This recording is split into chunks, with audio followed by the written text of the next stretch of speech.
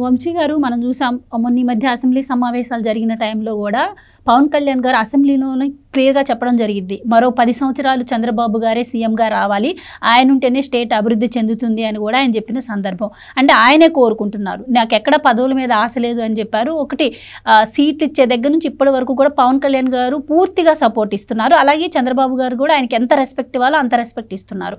So ఇలాంటి విషయాలను ఇప్పుడు తీసుకొచ్చి అంటే ఇరు పార్టీల కార్యకర్తల మధ్య చిచ్చు పెట్టే విధంగానే ఉంటాయి ఇలాంటి వ్యాఖ్యలు. సో ఎలా చూడొచ్చు అంటారు? అంటే ఇప్పటికీ పవన్ కళ్యాణ్ గారు కూడా చెప్పడం జరిగింది క్లియర్గా. సో మరి కార్యకర్తలు ఏ విధంగా దీన్ని తీసుకునే అవకాశం ఉంటుందంటారు? మీరు ఒకటి గమనించాలి, ఆంధ్రప్రదేశ్ రాష్ట్ర ప్రజలు ఈరోజు క్లియర్గా ఉన్నారు.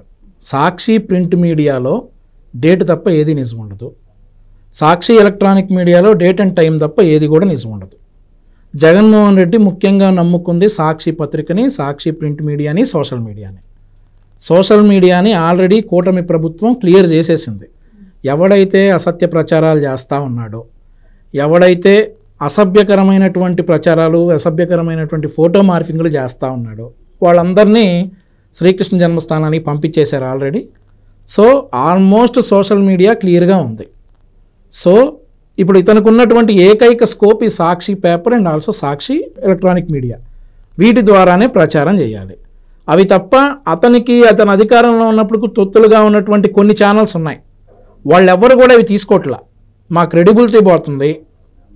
ప్రభుత్వంతో ఒకవేళ అది నిజమైతే ప్రభుత్వానికి వ్యతిరేకంగా అయినా రావచ్చు, కానీ అవి వాస్తవాలు కాకుండా అబద్ధాలు అయితే రాస్తే మా క్రెడిబిలిటీ పోతుంది.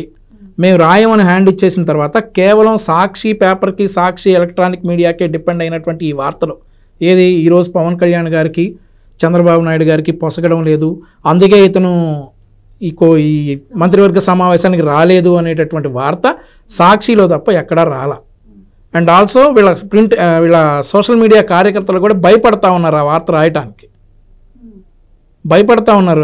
ఐ రిపీట్, భయపడతా ఉన్నారు ఆ వార్త రాయటానికి. ఇది నిజం కాకపోతే మనం తీసుకుని లోపలేస్తారు, మనల్ని లోపలేస్తే ఎవడు రాడు, మన అమ్మా బాబే రావాలి, లేదా మన పెళ్ళాం పిల్లలే రోడ్ల మీద చూస్తూ ఉండాలి. ఈరోజు ఆ పరిస్థితులు వచ్చాయి మేడం, ఆ పరిస్థితులు వచ్చాయి. ఈరోజు తెలుగుదేశం పార్టీ ప్రతిపక్షంలో ఉన్నప్పుడు ఏ కార్యకర్త అయినా అరెస్ట్ అయితే పరిస్థితులు ఎలా ఉన్నాయి, ఈరోజు సోషల్ మీడియాలో వైసీపీ కార్యకర్త అరెస్ట్ అయితే ఎవడొస్తా ఉన్నాడు ఆ పార్టీలో? ఏం సపోర్ట్ ఉంటాం? జైల్లో మగ్గుతున్నారు ఇప్పటికీ కూడా, వాళ్ళ కుటుంబాలు రోడ్డున పడినాయి. ఈ పరిస్థితి మాకు రాకూడదు అని చెప్పేసి మీరు గమనించవచ్చు. సోషల్ మీడియాలో ఈ వార్త ఎక్కడ ఈ వైసీపీ సోషల్ మీడియా వాళ్ళు రాయలా.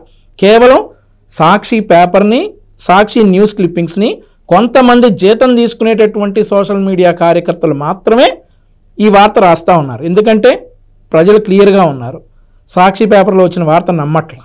ఆ తర్వాత వీళ్ళు విశ్వ ప్రయత్నాలు చేస్తూ ఉన్నారు ప్రజల మీదకి ఆ వార్త రుద్దటానికి. ఈరోజు ఆంధ్రప్రదేశ్ రాష్ట్రంలో కలిసి ఉంటే కలదు సుఖం అనేటటువంటి ఫార్ములా బేస్ చేసుకుని కూటమి ప్రభుత్వం ఆంధ్రప్రదేశ్ రాష్ట్రాన్ని అభివృద్ధి చేయడానికి ట్రై చేస్తూ ఉంటే తల్లిని చెల్లిని గెంటేసినటువంటి వాడి పార్టీ ఈరోజు వాళ్ళందరినీ ఇప్పుడు ఈరోజు ఎవరికి అవసరం మేడం? ఎవరికి అవసరం గొడవలు? ఎవరికి అవసరం రాష్ట్రంలో?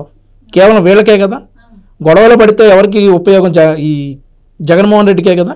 అలా గొడవలు పెట్టడానికి వాళ్ళు ఇష్టం వచ్చినట్టు సాక్షి పేపర్లో రాస్తే ప్రజలు విశ్వసించడానికి ఏం 2014 నుండి 19 ఉన్న రోజులు కాదు, 19 నుండి 24 వరకు ఈ పోటుగాడు ఏంటో జనం అందరూ చూశారు కూడా. ఈ జగన్మోహన్ రెడ్డి ఏంటి, ఇతను సాక్షి పేపర్ ఏంటి. ఇంకో విషయం ఏంటంటే ఈ సాక్షి పేపర్, ఈ సాక్షి ఎలక్ట్రానిక్ మీడియా మొత్తం స్టే మీద ఉన్నటువంటి పేపర్లు ఈరోజు జగన్మోహన్ రెడ్డి ముందు పెట్టేటటువంటి మైక్ కూడా కోర్టు ఆధీనంలో ఉంది.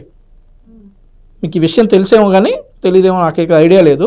ఈరోజు అంతే కదండి, అంతే కోర్టు స్టేలో ఉంది కదా. హ్యాండ్ ఓవర్ చేయండి రా ఇక చాలు మీ సోది అని అంటే నెక్స్ట్ మినిట్ సాక్షి భవనాల నుండి, సాక్షి పేపర్ల నుండి మొత్తం కోర్టుకి హ్యాండ్ ఓవర్ చేయాలి. ఆ పరిస్థితుల్లో వెంటిలేటర్ మీద ఉన్నటువంటి సాక్షి పేపర్లో ఇట్లాంటి వార్తలు రాస్తూ ఉంటారు. జనాలు ఏమైనా పిచ్చోళ్ళ మేడం నమ్మటానికి? పింక్ డైమండ్ అని రాశారు, క్షుద్రపోయిలు అని రాశారు. ఏమయ్యాయి ఇవన్నీ? పింక్ డైమండ్ ఏమైంది? విజయసాయిరెడ్డి ఏమయ్యాడు? ఈరోజు ఆ పింక్ డైమండ్ అని కూర్చుని విజయసాయిరెడ్డి ఈరోజు ఎక్కడున్నాడు మేడం? ఏదో వ్యవసాయం చేస్తున్నాడండి, బాగా చేస్తున్నాడు వ్యవసాయం. చూశారు, షర్మిలా గారి ఇంటికి వెళ్ళాడు, ఇక ఇట్లా తిరుగుతూ ఉన్నాడు. ఇక అనకూడదు కానీ ఇంకా అంత దారుణంగా విజయసాయిరెడ్డి పరిస్థితుంది. సో సాక్షి పేపర్ని నమ్ముకుంటే ఈ గోదావరేనని చెప్పి జనాలకు తెలుసు, ఎవడూ నమ్మట్లేదు. క్లియర్గా ఉన్నారు పవన్ కళ్యాణ్ గారు, క్లియర్గా ఉన్నారు లోకేష్ గారు. నా చేతి నిండా పని ఉంది, నాకు పనికి మించి భారం నా మీద ఉంది, నాకు వెల్ ఎనఫ్ నేను మంత్రిగా కొనసాగుతాను నాకు తెలుసు. పవన్ కళ్యాణ్ గారు ఏమన్నారండి, 15 సంవత్సరాలు నేను కూటమి ప్రభుత్వంలోనే భాగస్వామిగా ఉంటాను, ఆంధ్రప్రదేశ్ రాష్ట్రాన్ని గాడిలోకి తీసుకొస్తానని చెప్పి పవన్ కళ్యాణ్ గారు అన్నారు. చంద్రబాబు నాయుడు గారు పవన్ కళ్యాణ్ గారికి ఇవ్వాల్సినటువంటి గౌరవ మర్యాదలు చంద్రబాబు నాయుడు గారు ఇస్తున్నారు. కూటమి ప్రభుత్వంలో తెలుగుదేశం కార్యకర్తలు, జనసేన కార్యకర్తలు, బీజేపీ కార్యకర్తలు అన్నదమ్ముల్లాగా ఉన్నారు. అన్నదమ్ముల మధ్య గొడవ పెట్టాలని ట్రై చేసేటటువంటి చెల్లిని గెంటేసినవాడు, తల్లిని గెంటేసినవాడు ఈరోజు గొడవలు పెట్టడానికి ఆయన ఇష్టం వచ్చినట్టు మాట్లాడుతూ ఉన్నాడు. ఆయనకు ఉన్నటువంటి ఏకైక ఆదాయం సాక్షి, ఆయన నమ్ముకున్నటువంటి పేటీఎం కార్యకర్తలు. సో వాళ్ళు చెప్పిన మాటలు ప్రజలు విశ్వసించడం లేదు.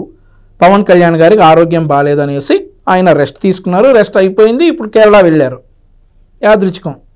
There is nothing to do with Sakshi clipping. Please subscribe to Leo News for more videos.